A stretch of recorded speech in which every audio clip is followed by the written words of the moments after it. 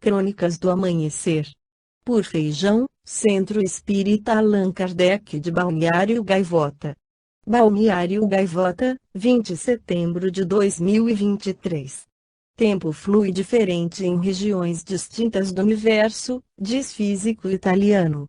Em Tempo, o sonho de matar Cronos, o físico italiano Guido Tonelli parte da observação da realidade imediatamente ao nosso redor, a visível aos nossos olhos, para a exploração de mundos de objetos astronômicos colossais, assim como do que é muito, muito pequeno, na procura de entender como funciona o fluxo do passado, do presente e do futuro.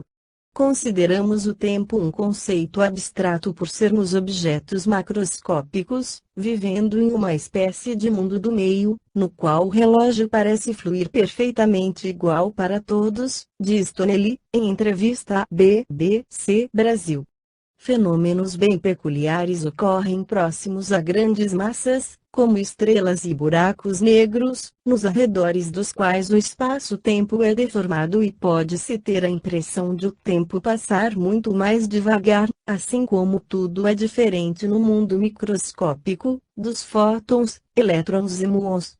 A leitura leva o leitor a se imaginar nessas realidades nas quais parecem não valer as mesmas leis naturais com as quais estamos acostumados, as da física clássica fundada por Isaac Newton a partir dos pioneiros estudos da força da gravidade.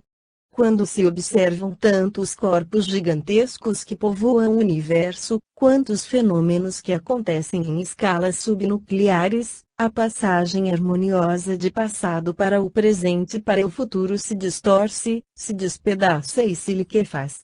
Espaço e tempo nos aparecem como um par indissociável, não um conceito abstrato, mas uma substância material, escreve o autor.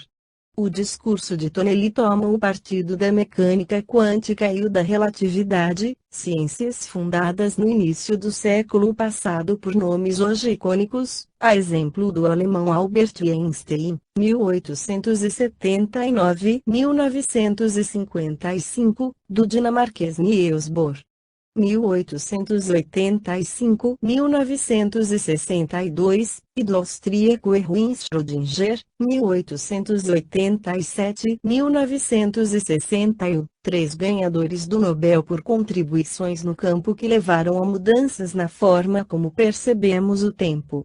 Isso quer dizer que Tonelli defende, por meio da exibição de descobertas e experimentos científicos, a teoria de que o tempo é, nas palavras dele, um elemento material que ocupa o universo inteiro, que vibra, oscila e se deforma.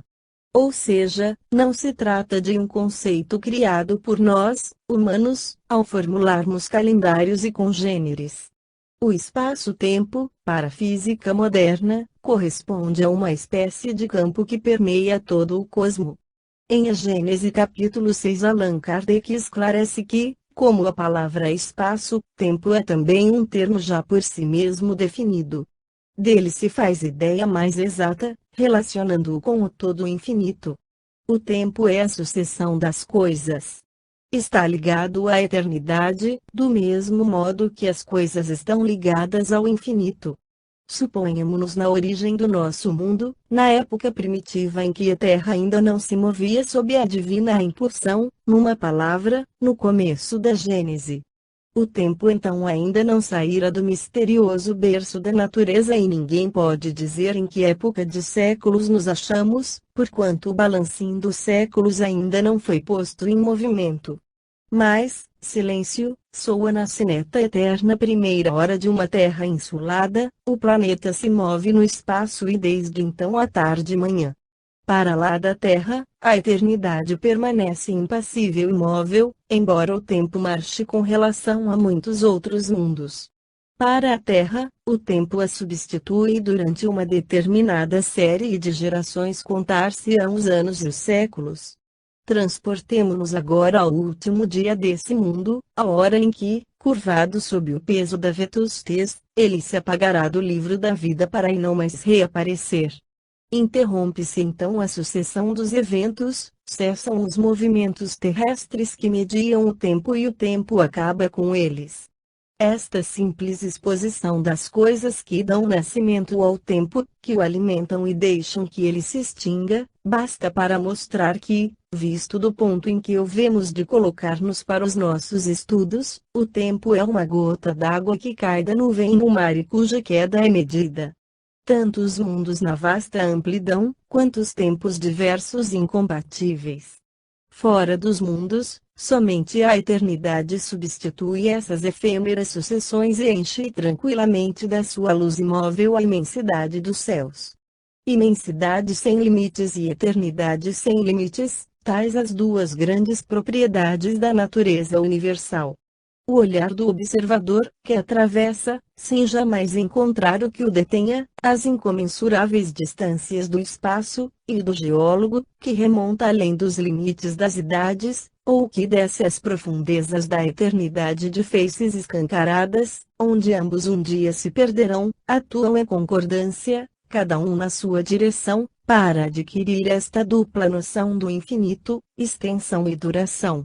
Dentro desta ordem de ideias, fácil nos será conceber que, sendo o tempo apenas a relação das coisas transitórias e dependendo unicamente das coisas que se medem, se tomássemos os séculos terrestres por unidade e os empilhássemos aos milheiros, para formar um número colossal, esse número nunca representaria mais que um ponto na eternidade, do mesmo modo que milhares de léguas adicionadas a milhares de léguas não dão mais que um ponto na extensão. Assim, por exemplo, estando os séculos fora da vida etérea da alma, poderíamos escrever um número tão longo quanto o equador terrestre e supor-nos envelhecidos desse número de séculos, sem que na realidade nossa alma conte um dia mais. E juntando, a esse número indefinível de séculos, uma série de números semelhantes, longa como daqui ao Sol, ou ainda mais consideráveis, se imaginássemos viver durante uma sucessão prodigiosa de períodos seculares representados pela adição de tais números, quando chegássemos ao termo, o inconcebível amontoado de séculos que nos passaria sobre a cabeça seria como se não existisse, diante de nós estaria sempre toda a eternidade.